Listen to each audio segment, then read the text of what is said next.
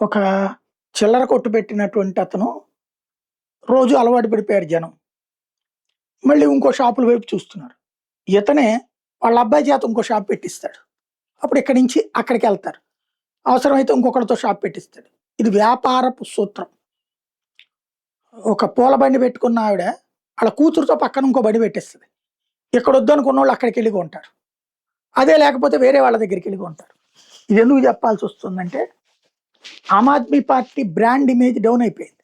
కేజ్రీవాల్ అరెస్టులు, సిసోడియా అరెస్టులు వీటన్నిటి దెబ్బతో. కాబట్టి ఇప్పుడు కొత్త బ్రాండ్ సృష్టించడానికి కాక్రోచ్ జనతా పార్టీ ఇదే ఆమ్ ఆద్మీ పార్టీ సోషల్ మీడియా కన్వీనర్‌నే ముందు పెట్టి కథ నడిపిస్తున్నాడు అబ్జద్ దుబ్. ఇప్పటిదాకా తెర వెనక నుండి నడిపించినటువంటి కేజ్రీవాల్ ఇప్పుడు జునైద్‌కి డబ్బులు ఇస్తుంది కేజ్రీవాలే. ఇంతకుముందు రైతులకి డబ్బులు ఎట్లయితే కలెక్ట్ చేసి ఇచ్చి భోజనం అయన్నీ పెట్టిచ్చాడో ఏళ్ల తరబడి, ఇప్పుడు అట్లాగే అప్పుడు కూడా ఎలక్షన్ జరిగింది. ఎలక్షన్స్ అయిపోయాక ఆగిపోయింది.